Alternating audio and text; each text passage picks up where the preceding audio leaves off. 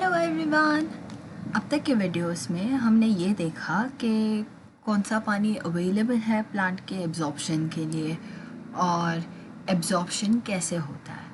But अब हम इस वीडियो में देखने वाले हैं कि पानी एग्जैक्टली रूट्स या सॉइल से प्लांट के डिफरेंट पार्ट्स तक कैसे पहुंचता है और इसमें कौन कौन से मैकेनिज़म्स इन्वॉल्व हैं। Alright, let's start with it. So हमने पिछले वीडियोस में ये पढ़ा कि जो सेल वॉल है उस तक पानी पहुंचता है by the method of imbibition. So imbibition is essentially when the water molecules from the soil get adsorbed onto the cellulose and pectin laden cell wall. Alright, अब इसे सेल वॉल से travel करने के लिए it utilizes the method called as diffusion, which is down its concentration gradient because water का concentration cell के अंदर कम है than बाहर है, तो water flows from a region of higher concentration which is outside the cell, that is in the soil, to a region of lower concentration that is inside the cell. तो उसने cell wall पार कर लिया। इसमें proteins भी use किए थे हमने, aquaporins and ion channels which helped transfer water molecules from the soil to inside the cell. Later on, for the water to travel from inside the cell wall to inside the plasma membrane, it utilized a method called as osmosis.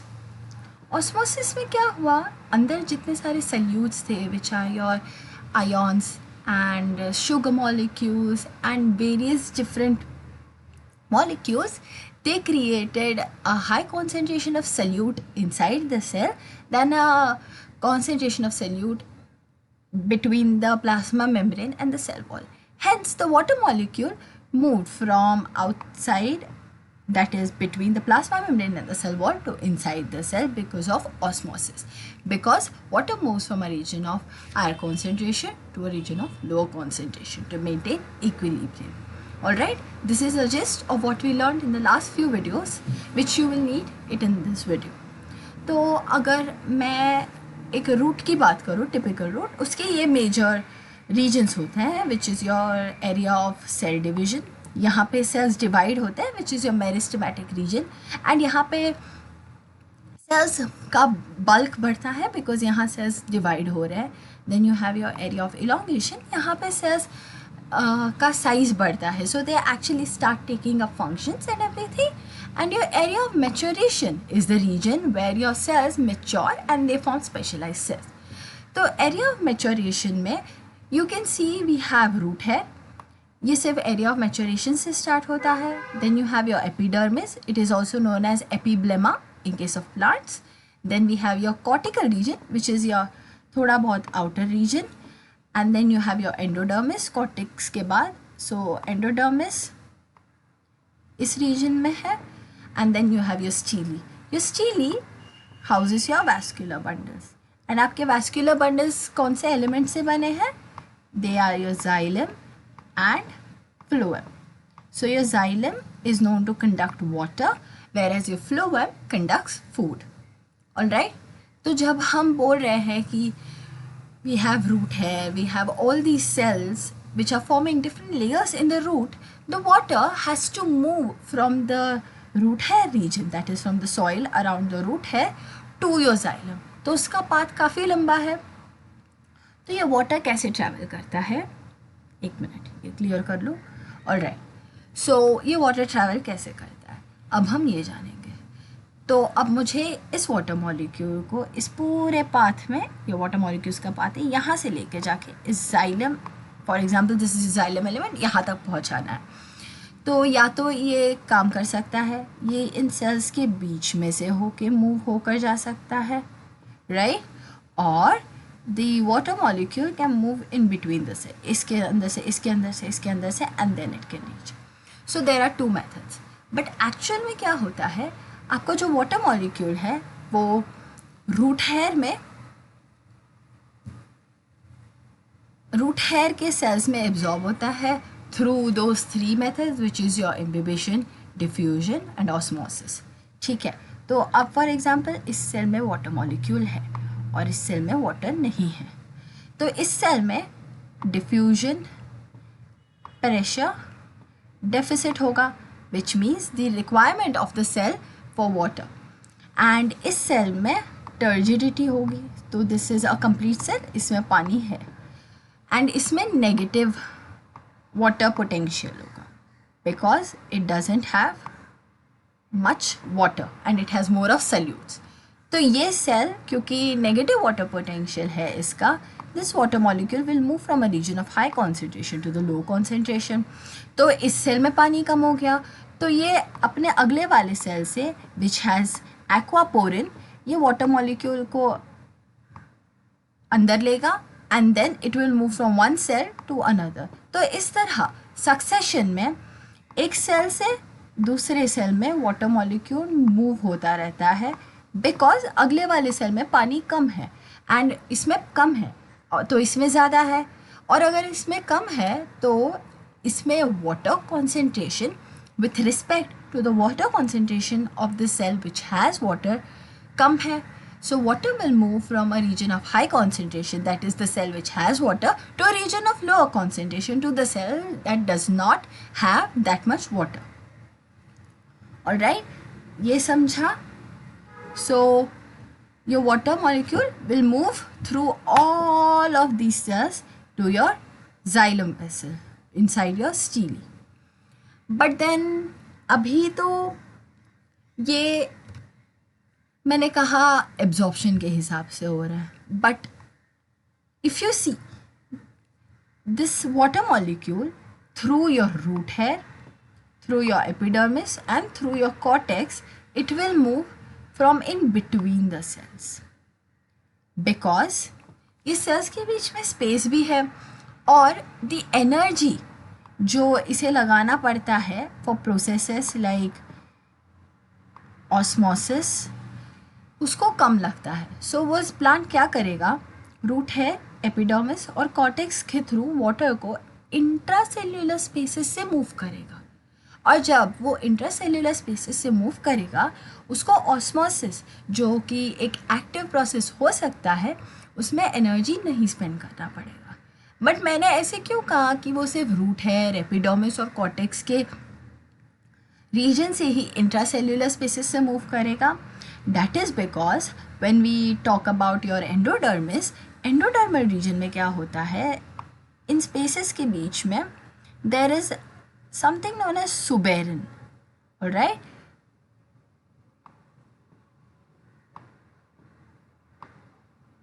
SUBERIN.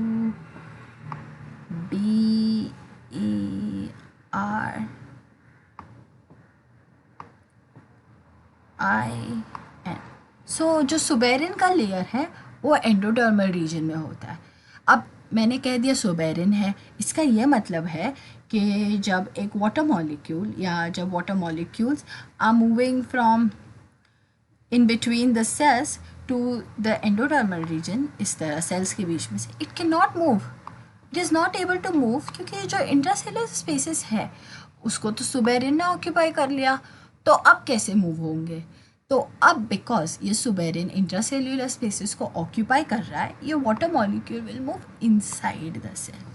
इस तरह ये यहाँ तक intracellular spaces से move कर रहा है, और जैसे ही सुबेरिन का आ गया it moves inside the cell and through the cells it will move inside the stele and finally into the xylem. So this is one of the reasons we have two pathways for water to travel across the root. One is your apoplast pathway. So this apoplast pathway occurs when the water travels from the epidermis or the epiblemma of the root hair to the endodermis. अब endodermis तक वो intracellular spaces के बीच में move होगा, इसीलिए it is called as apoplast pathway. और फिर एंडोडर्मिस से वो सिम्प्लास्ट पाथवे यूटिलाइज करता है, विच मीन्स के वो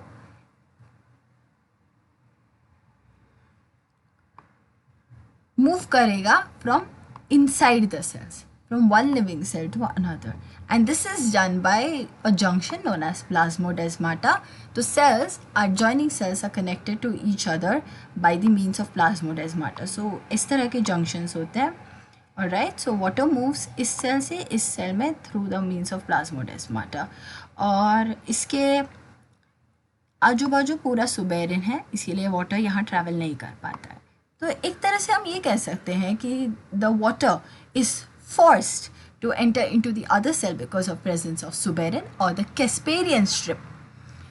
तो इट कुड बी वैक्यूलर, वो एक वैक्यूल से दूसरे वैक्यूल में हो सकता है, या मेम्ब्रेनस, एक मेम्ब्रेन से दूसरे मेम्ब्रेन में शिफ्ट हो सकता है वाटर. ऑलराइट, तो हमने दो पाथवेज की बात की, एक which is apoplast which in which the water travels through the intracellular spaces, और दूसरा symplast in which the water travels from inside one living cell into another, जिसमें वो तीनों processes होते हैं, which are your imbibition from to the cell wall, and your diffusion inside the cell wall, and osmosis from cell through the plasma membrane. All right, so this diagram also gives you a good overview of what we were talking about. So if you can see, आपका water यहाँ से enter हुआ. Alright, so यहाँ पे कुछ water through the cell enter कर रहा है, ठीक है. So this is through plasmodesmata, and the water is entering in between the cell, that is your intercellular spaces, and this is your through your apoplast pathway. And जब ये अंदर, ये Casparian strip है, जब ये कैस्पेरियन स्ट्रिप में पहुंच गया, ये सेल के अंदर वाटर एंटर हो गया. So this is known as your symplast pathway. Alright, and फिर फाइनली ये सेल से होते हुए जाइलम वेसल तक पहुंच जाते हैं. Alright, easy. अब नाउ हम बाहर आ गए, ठीक है. Now we are out of the soil, now we are going to a very sunny day. यहाँ पे सन स्माइल कर रहा है, and we are happy with whatever is happening.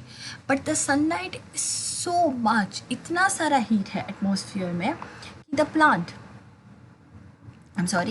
Plant is continuously losing water.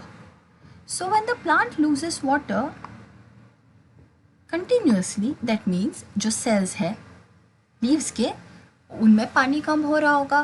That means there is increased diffusion, pressure, deficit.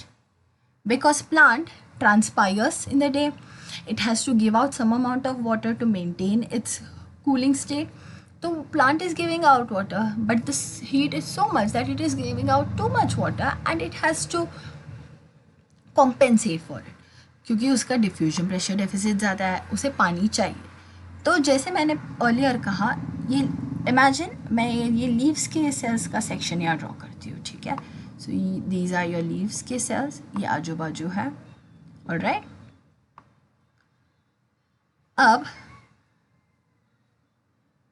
Let's just say कि इस cell से पानी बाहर चला गया. Alright, now we don't have water here, और इस cell में कुछ मॉलिक्यूल्स हैं पानी के, इस सेल में है. ये cell has less water concentration than this cell. तो ये क्या करेगा, this will pull water from here to here to maintain its turgidity, to maintain its shape. तो इसमें पानी कम हो गया, तो ये अपने अगले सेल से पानी लेगा.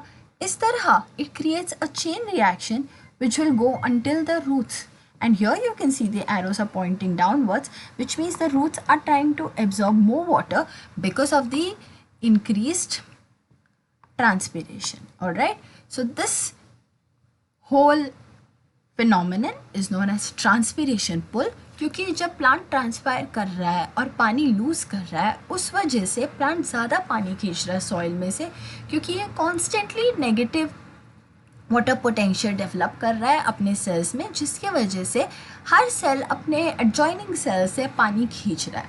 And this negative water potential is carried down to the roots, which creates a negative hydrostatic pressure, जिसकी वजह से roots और ज़्यादा पानी absorb करने लगते हैं. ये दिन में होता है. So when it happens during the day, and this is called as passive absorption, क्योंकि ये बहुत एनर्जी, ये बेसिकली कोई टाइप ऑफ एनर्जी नहीं एक्सपेंड कर रहा है, hence it is known as passive absorption. So 98% of water absorbed by plants. So 98% of water absorbed by plants is done by passive absorption. और हमने जो बात की ट्रांसपिरेशन की, ट्रांसपिरेशन पुल के वजह से ये होता है. So it is just because of the environmental heat and humidity and not because of any other driving force. And रात को रुक जाता है because transpiration pull is majorly being done by the sun और heat. So that is one of the reasons it doesn't happen at night. और इसमें कोई ATP हमने यूज़ नहीं किया, हमने उसकी बात ही नहीं की. But there is something known as active absorption जो कि रात को होगा, बिकॉज रात को भी प्लांट्स को पानी की ज़रूरत पड़ती है, रात को भी उनको अपना सेल का टर्जिडिटी मेंटेन करना है. So this is done solely by root activity, which means सिर्फ रूट्स इसके एक्टिव एब्जॉर्प्शन के लिए रिस्पॉन्सिबल है. तो इसके लिए हमें दो थियोरीज दी गई हैं. One is by Atkins and Priestley. Atkins और प्रीस्टली ने ये कहा कि जो सेल्स है, जिस सेल में पानी कम हो जाता है, it will have higher osmotic pressure क्योंकि उसमें ज़्यादा सल्यूट कॉन्सेंट्रेशन होगा, एंड उसके एडजॉइनिंग सेल में कम सल्यूट कॉन्सेंट्रेशन होगा because there is water. So इस तरह से due to the solute concentrations it develops a hydrostatic pressure and it starts absorbing, and this is because of the osmotic absorption. Because जब solute ज़्यादा है एक cell में, उसमें ऑस्मोटिक प्रेशर कम हो जाता है and it needs more water to increase its osmotic pressure, and hence one of them is osmotic absorption, other one is non-osmotic absorption. इसमें क्या होता है, प्लांट एक्टिवली चैनल्स खोल कर वाटर एब्जॉर्ब करने लगता है, and this theory was given by Kramer and Thimann. इसमें एटीपी बहुत ज़्यादा यूज़ होता है बिकॉज हमारे पास कोई ड्राइविंग फोर्स नहीं है. जिस तरह से यहाँ पे सनलाइट थी और हीट थी, यहाँ पर नहीं है. So we use a lot of ATP for active absorption. Alright, तो हमने इस लेक्चर में काफ़ी कुछ सीखा. हमने देखा वाटर का पाथ क्या है from the soil to until it reaches the xylem, उसमें कौन कौन से मैकेनिज्म्स लगे एब्जॉर्प्शन के. ऑलराइट, तो नेक्स्ट लेक्चर में we will continue with the chapter. And thank you very much.